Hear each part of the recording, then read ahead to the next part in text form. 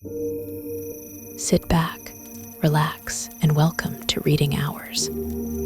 Today's book is Iron Flame by Rebecca Yarros. Please let us know in the comments from where you are watching, or if there is a book you want us to summarize in future. Violet Sorrengail had survived her first year at Basgiath War College, but survival was not enough. The world outside was shifting. The war she had once believed in now shadowed by lies, and the real enemy was no longer distant, but at her doorstep. She was stronger than before, hardened by battle, by loss, by the truth that had shattered the foundation of everything she thought she knew. But strength alone would not be enough for what was coming next. Returning to Basgiath was different this time. The moment she crossed through the gates, she could feel it, the weight of expectation, the eyes that followed her. She was no longer just a first year struggling to survive. She was the rider of Tairn and Anderna, a wielder of power that no one fully understood, and perhaps most dangerous of all, she was a marked one's ally. There were whispers about her, about Zadin, about the battle at Orisha. No one spoke of the truth aloud, but it lingered in the air like smoke after a fire. The upperclassmen had little patience for rumors. Within moments of stepping back into the war college, she found herself under attack, not from enemies, but from her own. Her second-year status meant she was no longer protected. The gauntlet had hardened her body, the lessons had sharpened her mind, but her new ranking meant a fresh round of trials designed to push her to her breaking point. The instructors were relentless. The exercises had become crueler, the punishments harsher. The game had changed, and Violet was beginning to understand that survival had been the easy part. Tairn was restless beneath her, his power coiling in the back of her mind. Anderna, still small but growing, felt it too. Something was wrong, more than just the brutality of their training. Zadin had warned her, had told her that everything was about to change, but nothing could have prepared her for the reality of it. The War College was no longer just a place of training. It was a battlefield in itself, and she was a target. It wasn't just the instructors or the upperclassmen who saw her as a threat. There were those within her own rank who resented her power, her reputation. She could feel the tension growing, the weight of something unseen pressing down on her. The bonds between riders were shifting, alliances forming and breaking like storm clouds on the horizon. And then there was the truth about the wards. She had barely begun to understand the magnitude of what she had uncovered, and already it was threatening to consume her. The wards were failing. The barriers that protected Navarre, the very foundation of their safety, were weakening. And worse, there were those who knew and had done nothing to stop it. She had seen it in the way the leadership acted, the way the truth was buried beneath politics and control. Her mother, General Violet Sorrengail, had made it clear that some truths were too dangerous to share. But Violet had never been one to follow orders blindly. She had spent too long being told what to believe, and now she was beginning to question everything. Zadin was a constant presence in her thoughts, though their relationship was more complicated than ever. There was an undeniable pull between them, something forged in battle and blood, in shared secrets and whispered truths. But trust was not so easily given, not when the weight of their choices could mean life or death. He had secrets, ones he wasn't ready to share, and Violet had never been the kind to wait patiently for answers. Dane's presence was another complication. Once her closest friend, now now a reminder of the fractures that had formed between them. His loyalty to Navarre, to their laws, had put him on the opposite side of the truth. He had betrayed her trust once, and she wasn't sure she would ever forgive him for it. But still, there was a history between them, something that couldn't be erased so easily. As the days passed, it became clear that the second year at Basgiath was not just about proving strength, it was about endurance. The trials were no longer just tests, they were lessons in cruelty, designed to strip away the weak and leave only those who could withstand the worst. And yet, Violet refused to break, but the storm was coming. She could feel it in the way the air thickened with tension, in the whispers that grew louder with each passing day. The truth was no longer something she could keep hidden, and the choices she made now would determine more than just her survival. They would determine the future of everything she had ever known. The second year at Basgiath was proving to be even more merciless than Violet had anticipated. The moment she and the other surviving first years crossed into the ranks of the second-year riders, they were met with the cold, calculating stares of the instructors, men and women who had already decided that some of them wouldn't make it to the end of the year. The brutality of the first year had culled their numbers significantly, but Basgiath had no intention of letting them feel safe now. Violet had barely stepped into her new role as a second year when the punishments began. Every lesson was designed to break them down, to remind them that survival had only earned them the right to suffer more. Their dragons had grown stronger, their bonds deeper, but their enemies were more cunning, more brutal, and the dangers they faced were no longer simple tests of skill. Now, they were being forged into weapons for a war that loomed ever closer, a war that their leaders refused to fully explain. She was exhausted, her muscles constantly aching from the grueling training sessions that left no room for weakness. The instructors pushed them beyond their limits, demanding more than should have been possible.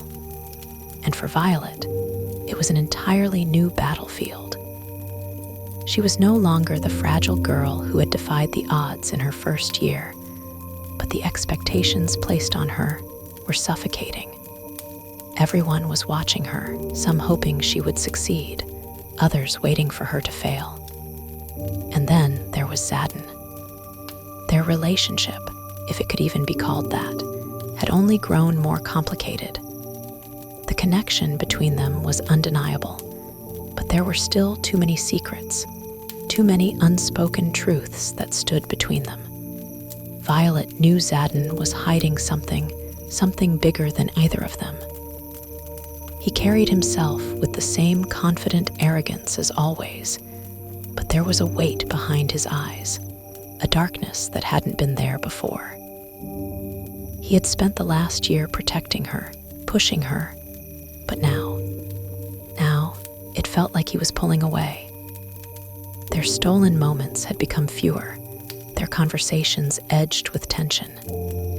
She wanted to trust him, to believe that he would tell her what she needed to know, but war had a way of turning trust into a liability. The first true test of the year came swiftly and without warning. The instructors led them out into the training grounds before dawn, the air crisp with the promise of something dangerous. Their dragons circled overhead, restless, sensing what was to come.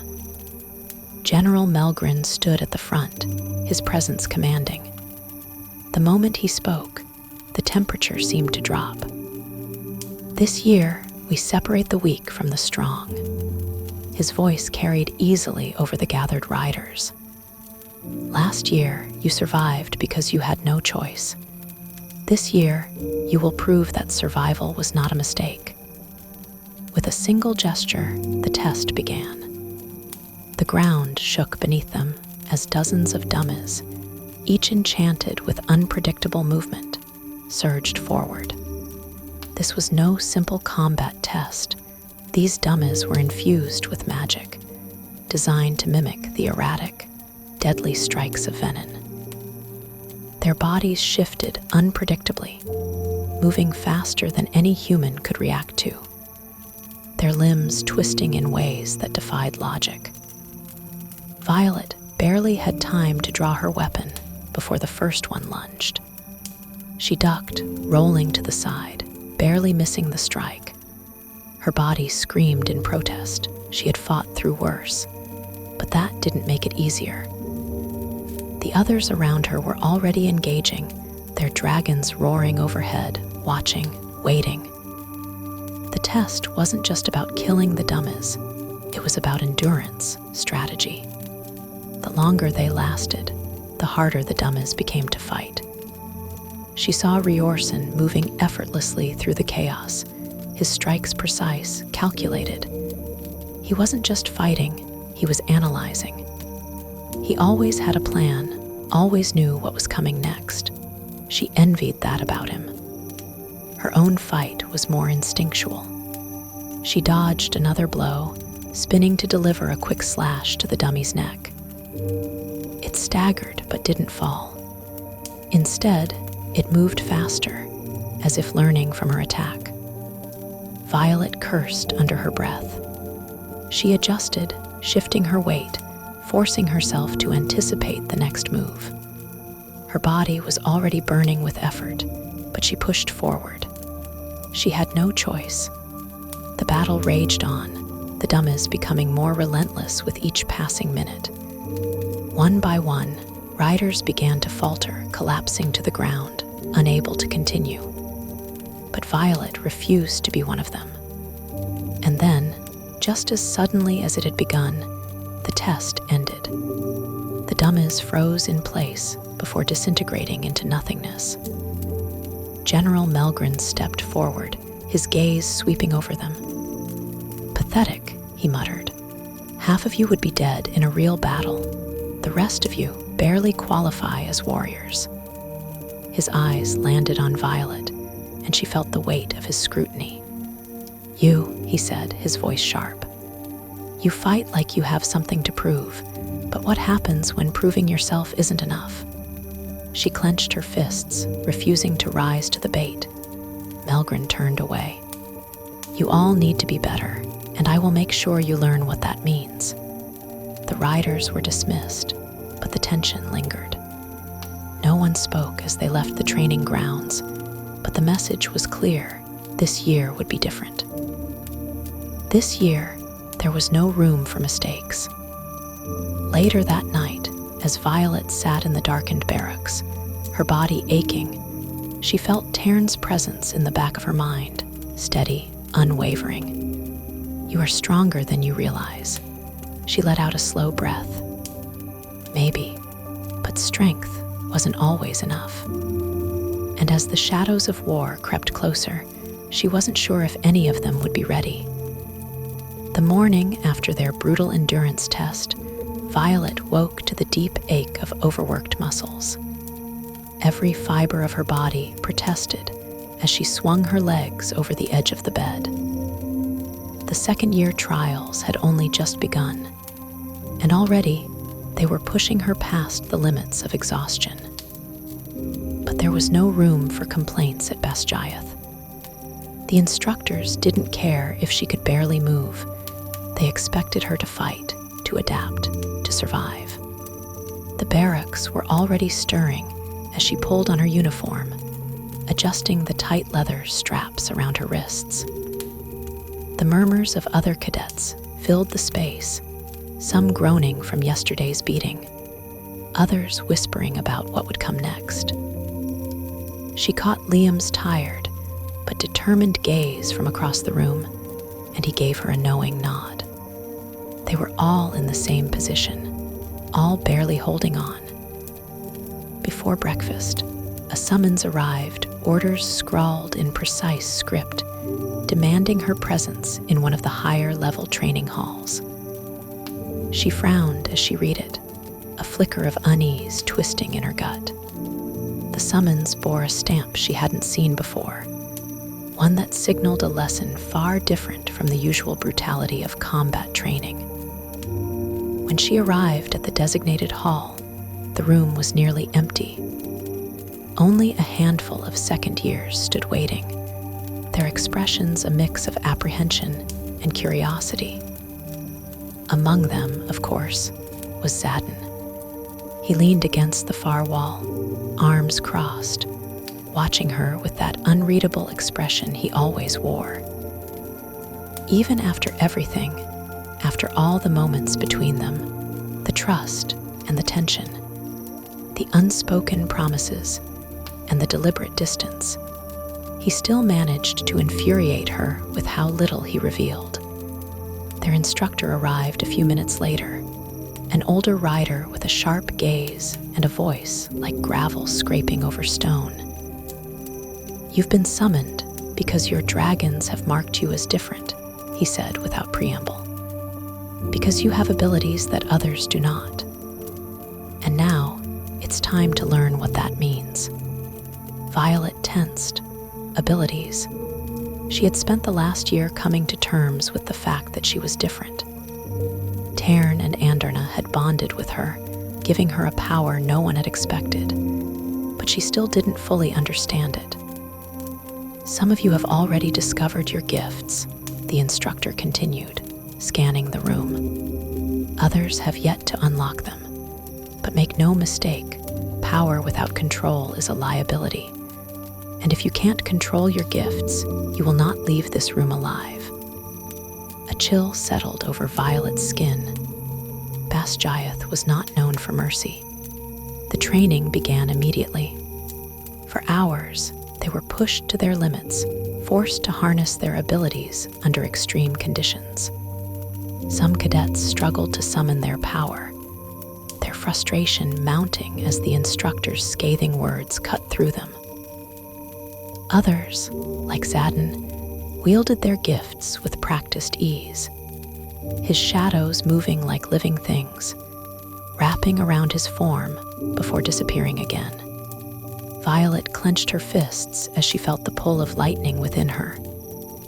The power was there, just beneath the surface, but it wasn't easy to command. It was wild, unpredictable. Again, the instructor barked, watching her carefully. She exhaled sharply and tried again, reaching for the energy within. Her vision blurred for a moment, and then a crackle of electricity surged through the air, sparking around her fingertips before vanishing just as quickly. The instructor made a noise of dissatisfaction. "You're holding back."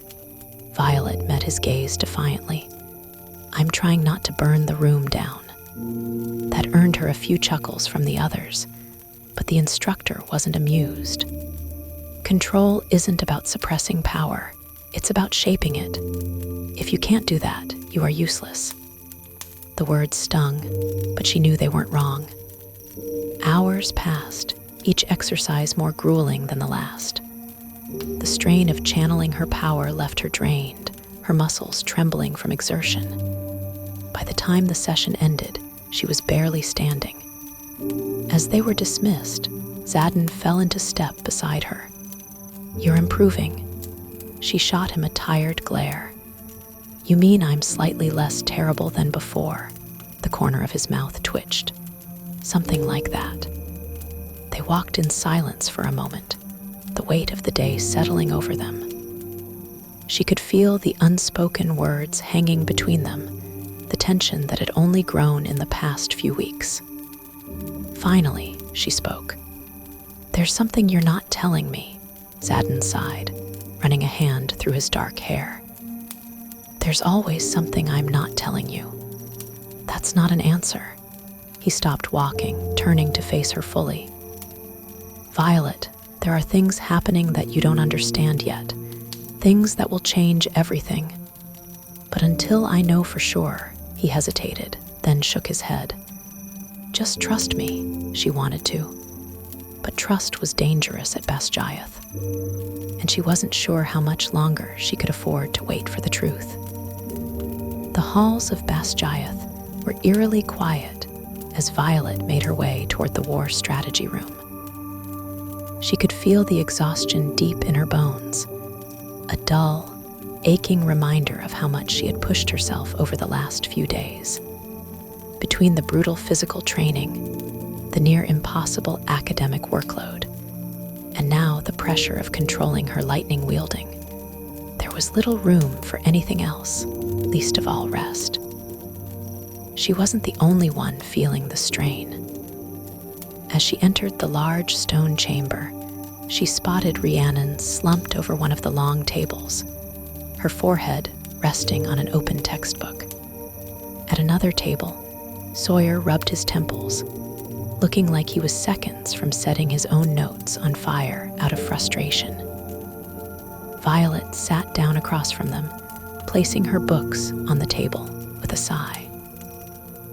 Anyone else feel like they're being crushed under the weight of 1,000 expectations? Rhiannon groaned without lifting her head.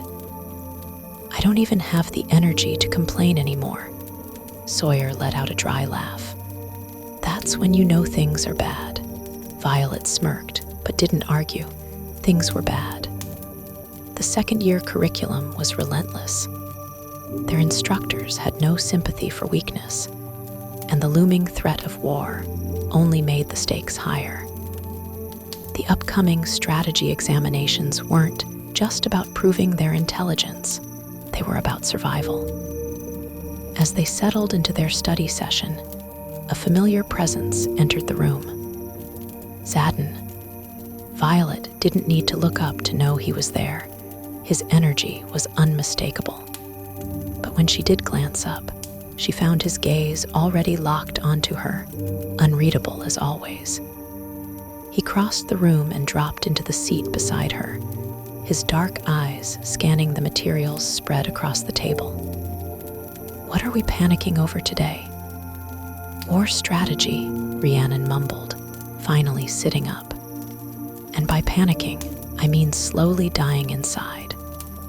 Xaden smirked, clearly amused, but didn't offer any reassurances. Instead, he plucked one of Violet's books from the table and started flipping through it.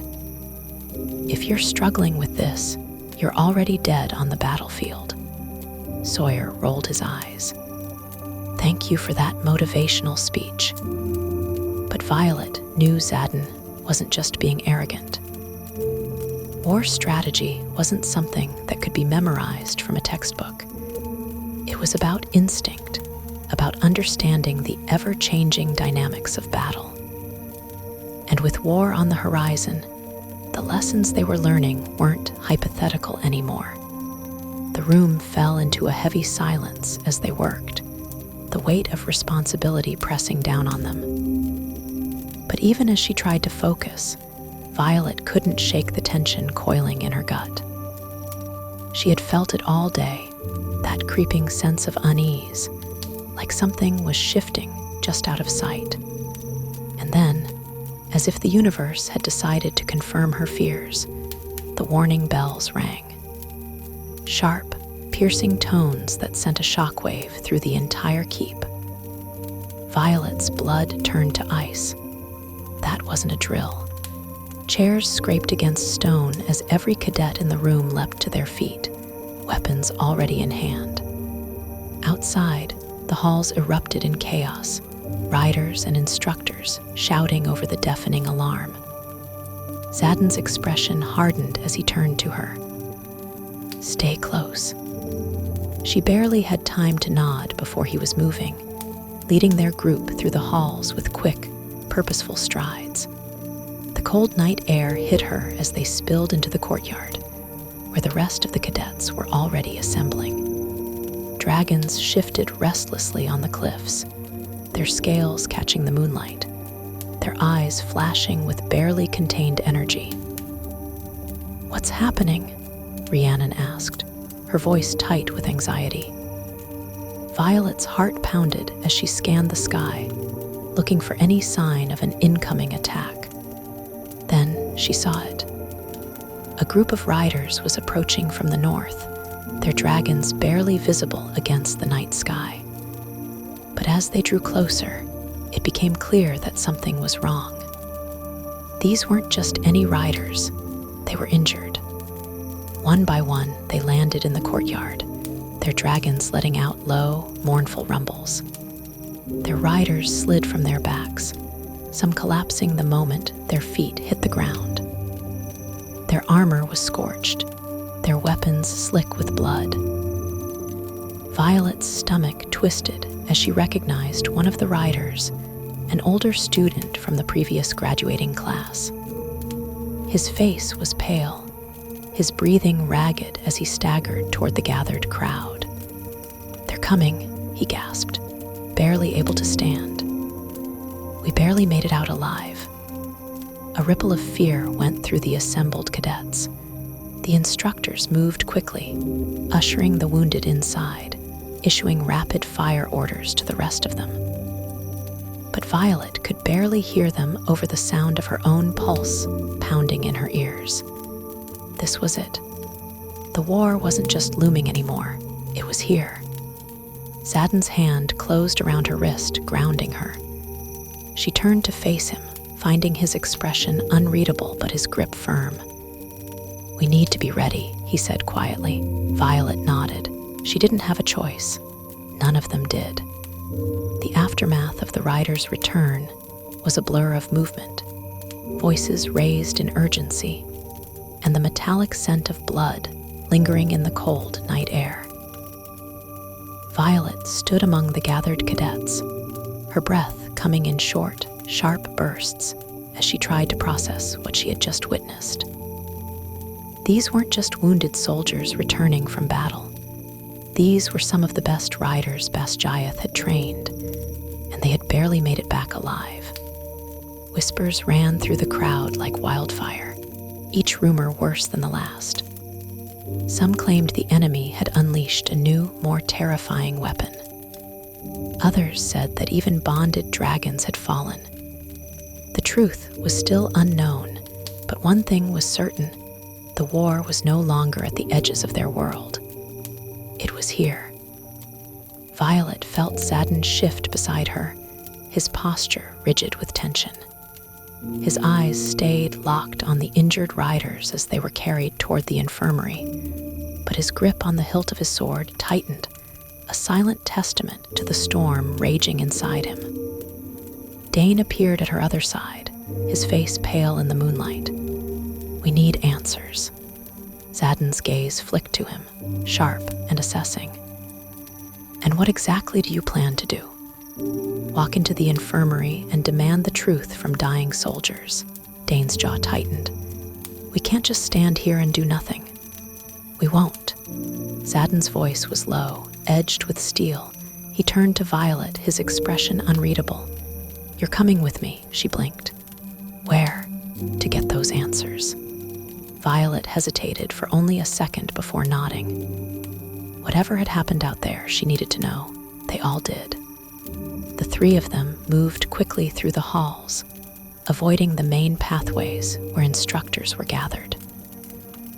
The infirmary was a fortress of its own, heavily guarded even on normal days.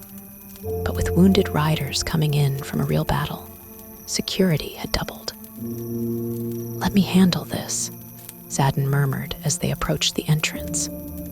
Before Violet could ask what he meant, he strode forward, every inch the commanding presence of a Sorrengail heir. The guards at the door straightened as he approached, clearly recognizing him, but they didn't move aside. "You can't go in," one of them said firmly. Zadin didn't blink. "I need to see the riders, now." The guards exchanged wary glances. Orders are to keep all cadets out. Zadin took a step closer, his voice dropping. "Do I look like just any cadet to you?" Violet swallowed. There was an intensity in his expression, a dangerous edge to his tone that made even trained soldiers hesitate. The silence stretched between them, heavy with unspoken threats, until finally, the taller of the two guards let out a slow breath and stepped aside. Make it quick." Violet, Zadin, and Dane slipped inside before they could change their minds. The infirmary was chaos. Healers moved between cots, their hands glowing with energy as they worked to stabilize the wounded. The air was thick with the sounds of pained groans, hushed whispers, and the occasional cry of agony. Violet's stomach twisted. These weren't injuries from training exercises. These were wounds from real combat, and they were brutal. Zadin led the way through the crowded space until he stopped beside a familiar face, one of the riders who had barely made it back. His armor was cracked, his arm wrapped tightly in blood-stained bandages, but his eyes were sharp as he looked up at them. "What happened?" Zadin asked, his voice quiet but firm. The rider's gaze flicked between them before he let out a rough breath. "It was an ambush." Violet's heart stuttered. "They knew we were coming," the rider continued. "They were waiting for us." Dane tensed beside her. "How?" "That was supposed to be a classified mission." The rider gave a humorless laugh. "Then someone gave them that information." A cold chill ran down Violet's spine. Betrayal. Someone inside their ranks had fed their enemies the mission details. Someone close enough to high command to know classified information. The implications were staggering. Violet forced herself to focus. "What did you see out there? What are we up against?" The rider's expression darkened. "Griffins." She inhaled sharply. Griffin riders were a different kind of enemy, fast, agile, and ruthless. They weren't just wild creatures, they were trained for war, bonded with their riders in a way that made them formidable opponents. And if they had already infiltrated their territory, it meant things were even worse than she had feared. "We barely made it out," the rider admitted, his voice raw. "They picked us off midair. Their strategy was too precise, too calculated. We were lucky to escape with our lives." Violet exchanged a look with Zadin, her pulse racing. This wasn't just an attack, it was a message. The enemy was watching, waiting, and they were already one step ahead. Zadin clenched his jaw. "Rest. You did your part." The rider nodded weakly, sinking back onto the cot as exhaustion overtook him. As they turned to leave, Dane's voice was tight with frustration. "How the hell did this happen?" Zadin didn't answer right away. Instead, he looked at Violet, his expression unreadable. "We need to prepare," he finally said, "because this war isn't coming, it's already here." Violet swallowed hard. He was right. And if they didn't act fast, none of them would survive what was coming next. Violet barely slept that night. The words of the wounded rider echoed in her mind. "They knew we were coming." The weight of that statement, the sheer horror of what it meant, sat like a stone in her chest. Someone within their ranks had betrayed them, and the consequences had been deadly. She lay in her bed, staring at the ceiling of the barracks, listening to the distant sound of the wind howling through the mountain peaks. There was no room for doubt anymore. The enemy wasn't just at the gates. They were inside the walls. Morning came too soon. Violet forced herself out of bed, her limbs heavy with exhaustion, and dressed quickly. She wasn't the only one who had spent the night restless. When she entered the training yard, she saw the same haunted, sleepless look in the eyes of nearly everyone around her. Zadin stood at the far end, speaking in low, urgent tones with a few other riders. When his gaze met hers, something passed between them, silent understanding, an unspoken agreement that they had to be ready for whatever came next.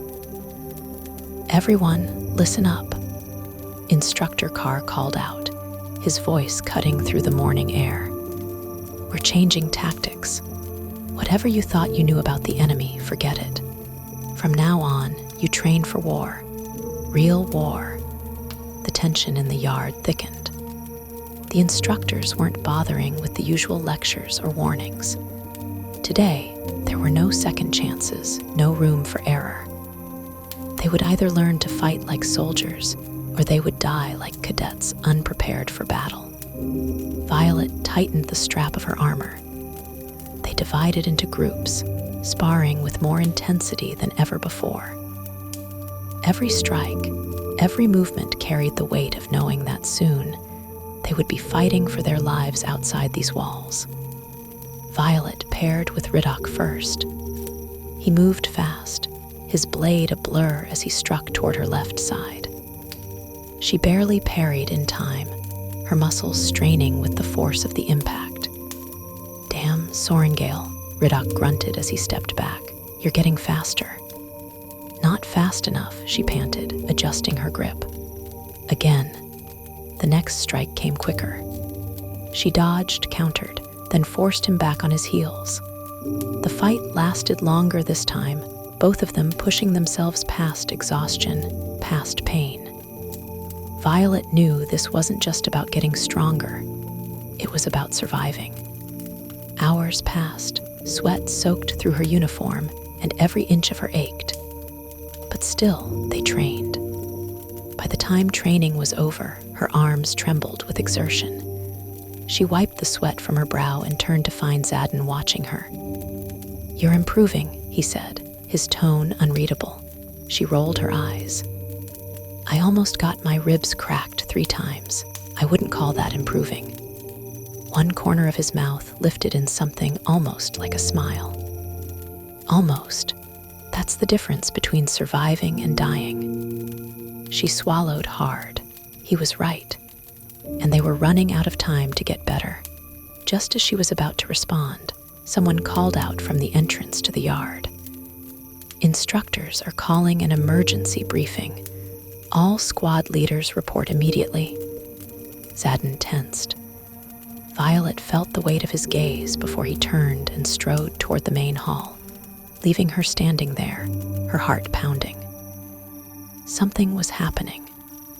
She followed at a distance, lingering near the edges of the crowd that had begun gathering outside the hall. The moment the doors opened, a hush fell over them.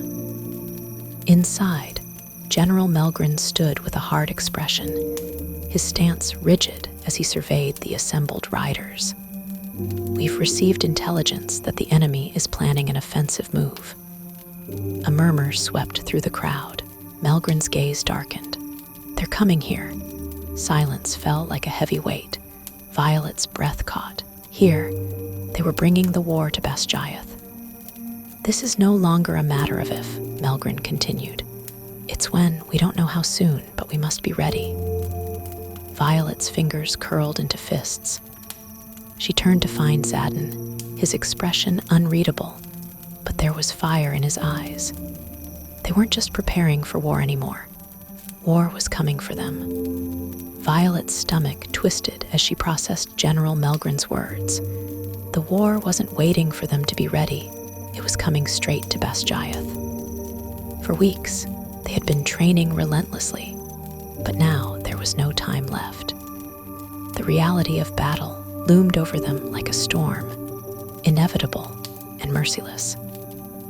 The assembly hall remained silent for a long moment before voices erupted, some demanding more information, others whispering fears they hadn't dared to voice before now.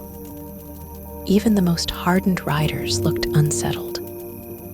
Zadin remained still beside her, his expression unreadable, but Violet could see the tension in the line of his jaw. Melgren raised a hand, and the room quieted once more. "We don't know the exact day or hour, but our intelligence is certain the attack will be soon. That means every squad is now on high alert. No one leaves the quadrant without clearance, and from this point forward, all training sessions will simulate real battle scenarios." Violet swallowed hard. This was it. Everything they had been working toward was no longer theory, it was survival. Back in the barracks, the mood was grim. Rhiannon sat on her bed, sharpening her daggers with methodical precision, Her usually warm expression hardened into something unshakable. "They're going to throw everything at us," she said without looking up. Violet sat beside her, exhaustion weighing on her limbs. "And we're going to be ready." Riddoch snorted from across the room. "I love the confidence, Sorrengail, but let's be real. None of us are ready for this. Not really." He wasn't wrong. No matter how much they trained, war didn't care if they were ready. It was brutal, unpredictable.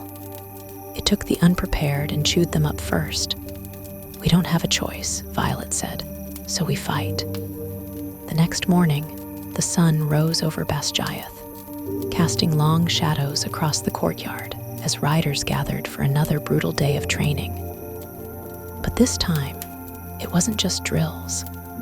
It was live combat practice, full force battles, magic included. "You will fight as though the enemy is at your doorstep," Instructor Carr barked, his sharp gaze sweeping over them. "Because soon they will be." Violet barely had time to adjust her stance before her opponent lunged. She dodged left, barely avoiding the arc of a blade aimed for her ribs. The clang of steel rang in her ears as she countered, stepping inside the attacker's reach. Her pulse pounded. Every fight mattered now. Every mistake could be fatal. The hours stretched on, bodies crashing, sparks flying as magic collided. By the time the sun dipped low, Violet's muscles ached, her hands raw from gripping her weapons. She collapsed onto the edge of the training field, gulping down water. Zadin approached, his expression unreadable. "You hesitated back there," he noted. Violet wiped the sweat from her brow, breathing hard. "I corrected it," he nodded. "Barely, that hesitation will get you killed." "I know," she admitted, frustrated with herself. His eyes softened just slightly. "Then stop thinking. Trust your instincts." Easier said than done, but she would try. That night, Basgiath didn't sleep. Riders took turns keeping watch, the halls filled with whispers of what was coming. The enemy wasn't just outside their walls, they were among them. The traitor hadn't been found. And when the attack came, they wouldn't have time to figure out who was working against them. They would only have time to fight. The nights at Basgiath had always carried a certain unease, but now the tension was suffocating. Sleep became a luxury no one could afford. The halls were quieter, not because there was peace, but because everyone was listening for any sign of attack, any whisper of treachery. The weight of uncertainty bore down on Violet as she sat on the edge of her cot, her hands resting on her knees, trying to still the racing thoughts in her mind. Someone among them had betrayed them. Someone had sold out their forces to the enemy, and until they found out who, no one was safe. She hadn't spoken to Zadin much since the last training session, but she knew he was feeling the same pressure. He carried it differently, though, like a blade he was always ready to use. For Violet, the pressure wrapped around her ribs like a vice, making it harder to breathe. Morning came too soon. The sky was streaked with red as the sun crept over the horizon, a warning more than a welcome. The entire quadrant assembled in the main courtyard, where General Melgren and the instructors stood in grim silence. When Melgren finally spoke, his voice was like stone grinding against steel. "The attack is imminent," he announced. "From this point on, all squads are in rotation for watch duty. We will defend Basgiath, but let me make one thing clear: this will not be a skirmish. This will be a battle." A ripple of tension passed through the riders. Even those who had fought before, who had killed before, straightened their backs, bracing for what was coming. Violet felt it too, the certainty of it. "Riders," Melgren continued, "you will be stationed in shifts at the watchtowers on the walls and on standby for air defense. If you see movement beyond these walls, you report it. If you see anything suspicious within these walls, you report it. If you hesitate, people will die. Zadin was already scanning the crowd, looking for any flicker of reaction that might reveal the traitor. But if the person responsible for leaking their movements was here, they were good at hiding it. As the riders dispersed, Violet barely had time to adjust her gear before Rhiannon grabbed her arm. "We're on the second watch tonight," she said, her dark eyes flickering with unease. "At the eastern tower." Violet nodded, tightening the straps on her vest. "Then let's be ready." The night air was cold against her skin as Violet took her position on the eastern watchtower, her grip tightening around the hilt of her dagger. Rhiannon stood beside her, her gaze sharp as she surveyed the land beyond the walls. From up here, the view stretched for miles, rolling hills, the jagged edges of the mountain range, and the dark line of the forest beyond. It was quiet, too quiet. A part of her wanted to believe they would have time to prepare, that the enemy would wait until dawn to strike. But war didn't wait. Hours passed, and the chill seeped into her bones. She was just about to suggest switching posts when she saw it, a flicker of movement near the tree line. Her breath caught, and she turned sharply to Rhiannon. "There," she whispered. Rhiannon followed her gaze, eyes narrowing. A moment later, she swore under her breath. "We need to report this." Violet reached for her signal flare when a deafening crack split the night. The world erupted into chaos. A shadow streaked across the sky, followed by the roar of dragonfire. The attack had begun. Flames burst across the eastern wall, sending chunks of stone flying as the force of the blast rattled through the watchtower. Violet barely managed to keep her footing as she spun toward the courtyard below. Soldiers were scrambling into formation, riders mounting their dragons, weapons flashing in the moonlight. Screams filled the air. The enemy had breached the outer perimeter. "Move," Rhiannon shouted, grabbing Violet's arm. Violet bolted down the tower steps, her mind racing. She needed to get to Tairn. She needed to be in the air. She barely made it onto the battlefield before she saw him, Zadin, already on Basgiath, cutting through the air with lethal precision. His lightning arced across the sky, striking an enemy formation, sending bodies flying. She ran. Tairn was already moving, lowering his massive body so she could mount. The moment she swung into the saddle, he launched into the sky, his wings sending powerful gusts of wind over the burning courtyard. The battlefield stretched beneath them, a chaotic mess of fire and steel. The enemy had numbers, but Basgiath had dragons. "Violet, behind you." She barely had time to react before a wyvern dived toward her, its teeth snapping inches from her leg. She twisted in the saddle, raising her blade and slashing across its neck as Tairn rolled midair, dodging another attack. The wyvern screeched, blood spraying into the air as it tumbled downward. Another one was coming. Tairn's voice boomed in her mind. "Hold on." Electricity crackled around them as she gathered her power, the storm building inside her. She focused, channeling it through her veins, feeling the familiar burn as she unleashed a bolt of energy straight into the approaching wyvern. It exploded on impact. The battle raged on, dragons and wyverns clashing in midair, fire and lightning streaking across the sky. The ground forces were struggling. Too many enemies, too much chaos. Violet spotted Zadin diving toward a group of enemy riders, his movements precise and brutal. He was carving through them with terrifying efficiency, his bond with Basgiath making them unstoppable. But then she saw it. a second wave of wyverns emerging from the shadows beyond the forest. More were coming. A sinking feeling settled in her stomach. This wasn't just an attack, it was a siege. She reached for the calm's crystal, her voice steady despite the fear clawing at her throat. Incoming reinforcements from the north. We need backup. Zadin's voice crackled through the crystal. Hold the line, no one falls back.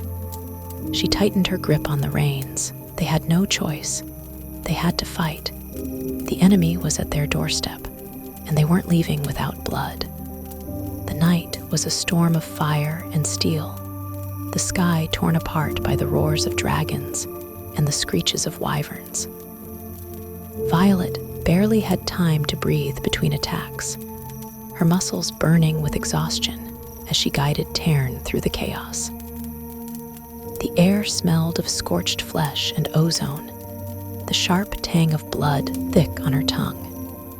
Every strike of lightning she unleashed sent a jolt of energy coursing through her body. But the wyverns kept coming, wave after relentless wave. The northern reinforcements had arrived, just as she'd feared. The enemy wasn't just testing their defenses, they were here to crush them. The realization settled in her stomach like a stone. Basgiath wasn't prepared for this scale of an assault.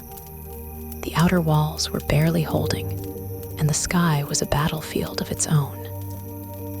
Riders and dragons fought with everything they had, but there were too many enemies, too many wyverns with venomous breath and lethal claws. She spotted Zadin through the haze of war, his dark silhouette a streak of motion as he and Esquil wove through enemy formations, cutting them down with ruthless efficiency. His power was a terrifying force, bolts of violet lightning crackling around him, incinerating anything in his path. He was relentless, unstoppable, but even he couldn't hold the line alone. Violet's grip tightened on the reins as Tern dodged another attack, rolling through the air with impossible agility. She barely had time to register the wyvern streaking toward them before Andrna struck, her golden wings flashing as she slammed into the beast, sending it spiraling toward the ground. Tern, we have to fall back, Violet urged through their bond. We're being pushed too far from the main formation. Tern's rumbling voice echoed in her mind. If we retreat now, they'll break through the inner defenses. Her pulse pounded in her ears. He was right, but she could already see the strain in the dragons, the riders losing strength. A sharp cry cut through the chaos as a nearby rider was ripped from their saddle, their dragon tumbling in a desperate attempt to stay airborne. Violet, Rhiannon's voice crackled through the comm's crystal. They're breaching the western wall. Repeat, the western wall is compromised. A curse slipped through her lips. If they lost the western wall, the academy itself would be vulnerable. She yanked on the reins. Tern, we're moving. With a powerful beat of his wings, Tern surged through the sky, weaving through the battlefield toward the western defenses. Violet's pulse raced as she scanned the ground below. The wall was crumbling. Sections of stone shattered under the relentless assault. Soldiers fought desperately to hold the line, but the wyverns were tearing through them like paper. She could see the enemy now, the figures cloaked in shadows, their wyverns tearing into anything in their path. These weren't just nameless opponents. These were venom, and they were inside the walls. Zadin, do you see this? She shouted into the comms. His response was immediate, his voice sharp. I'm on my way. Hold them off. Hold them off. Easy to say when the ground forces were being torn apart and she was running on fumes. But she wasn't about to let Basgiath fall. Tern landed heavily on the fractured stone of the wall, his claws digging into the crumbling edge. Violet leapt from the the saddle, drawing her dagger as she sprinted toward the nearest venin. The creature turned, its hollow black eyes locking onto her, a sickening smile curling across its lips. "You shouldn't have interfered," it hissed. She didn't waste time with a response. Lightning crackled at her fingertips as she thrust her blade forward, the burst of energy lashing through the air. The venin screamed as the power consumed it, its body disintegrating in a flash of violet light. Another was already coming. Violet twisted, narrowly dodging the swipe of a venin's blade. Her instincts screamed at her to move, to strike, to survive. She felt the electric hum of her power building again, but she was pushing her limits, the strain making her vision blur. And then the sky split open. Zadin and Basgiath descended like a storm, his lightning arcing through the night, striking the ground with devastating force. The air itself crackled with raw energy as the venin recoiled, their screams filling the air as their bodies were consumed by the power of the storm. Violet barely had time to catch her breath before he was beside her, his expression fierce. "We need to get everyone inside," he said. "Now," she nodded, shoving down her exhaustion. The battle wasn't over. Not yet. Together they fought their way through the chaos, cutting down venin, holding the line as long as they could. But deep down, Violet knew the truth. This wasn't just a battle. This was the beginning of a war. The battle for Basgiath was far from over. But in the moments after the venin had been pushed back, the world felt eerily still. The scent of burned flesh and scorched stone hung in the air, mingling with the metallic tang of blood. The sky, once alight with fire and lightning, was darkening, thick clouds swirling above as if the storm itself had been drained of its fury. But there was no victory to celebrate, only survival. Violet stood amidst the wreckage, her body aching with exhaustion, her mind reeling from everything they had just endured. The venin had breached the Academy's defenses in a way no one had expected. And though they had been repelled, the attack left behind a chilling realization. This was just the beginning. The strength of their enemies was greater than they had imagined, and the barriers that once protected them, physical and magical alike, were proving weaker by the day. Zadin stood beside her, his face set in a grim expression as he surveyed the destruction. Basgiath shifted restlessly behind him, her scales gleaming even in the dim light, while Tern loomed protectively nearby, his gaze scanning the horizon for any sign of another attack. Andarna, though smaller and less imposing, hovered close, her golden eyes filled with concern. The bond they all shared vibrated with unspoken tension, each of them connected in the aftermath of battle. "We're running out of time," Zadin finally said, his voice low but certain. Violet swallowed hard. He was right. The war they had tried so hard to prepare for was no longer a distant threat. It was here, pressing down on them with an urgency they couldn't ignore. The cracks in Navarre's defenses were growing wider, and with every new attack, their enemies gained more ground. She turned to Rhiannon, who was tending to a wounded cadet nearby, her hands steady despite the exhaustion written across her face. Others were working just as tirelessly. Sawyer was helping fortify the remaining standing walls. Riddoch was aiding the injured, and even the younger cadets were pitching in where they could. This wasn't just a school anymore. It was a battlefield. "We need a plan," she said, her voice carrying across the group. Zadin nodded. "We need to take the fight to them. Sitting back and waiting for the next attack isn't an option anymore." Dane, standing off to the side, stiffened at that. His disapproval was evident, But for once, he didn't voice it immediately. Instead, he watched Violet carefully, as if searching for something in her expression. "You think we're strong enough to do that?" he asked finally. "We don't have a choice," Violet replied. "Every time we wait, they get stronger. Every time we hesitate, we lose more people. We can't keep pretending that this war hasn't already started." Xaden's eyes flickered with approval. He had always known that fighting back was the only way to survive.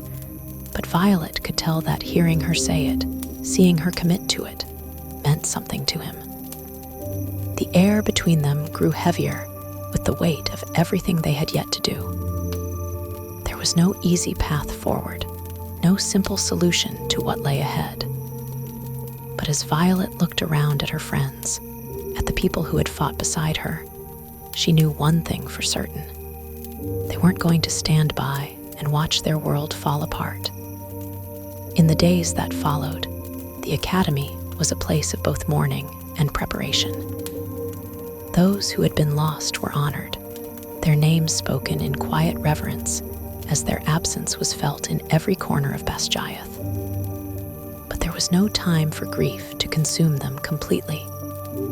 Repairs were being made, defenses reinforced, and new strategies developed to counter what they now knew about the Venon's growing power. Violet spent most of her time in the war room, poring over maps, searching for patterns in their attacks, trying to anticipate their next move. The more she studied, the more she realized how deep this war ran, how long the enemy had been preparing, while Navarre remained blind to the truth. She was also growing stronger. Her bond with Tern and Anderna had deepened, her control over her abilities sharpening with each passing day. The limitations of her body still lingered, the old doubts creeping in whenever exhaustion threatened to overtake her, but she refused to let them hold her back. The other riders were changing too. Rhiannon, once uncertain in battle, was now a force to be reckoned with. Riddoch's once carefree attitude had hardened into determination. Even Dane, despite his reservations, was beginning to accept that the rules they once lived by no longer applied. And then there was Xaden. Their connection had only grown stronger through the battles they had fought, the trust they had built in the fire of war. There were still shadows between them, unspoken words and lingering fears, but they were moving forward together. And that, more than anything, gave Violet hope. As the pieces fell into place, one truth became clear. Navarre was standing on the edge of a precipice, and those in power either refused to see it or were willfully ignoring it. The truth about the Venon, the lies that had been told for generations, the secrets that had been kept from the very people meant to defend their world, it was all unraveling.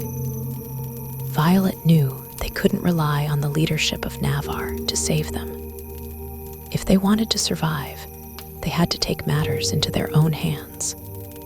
That meant forming alliances outside of what was traditionally accepted. That meant looking beyond the academy, beyond the borders of Navarre itself. It also meant accepting that the war wasn't just about the Venon. It was about power, control. The very foundations of their society were built on a system that was crumbling beneath them. And unless they were willing to change, they would all be buried in the ruins.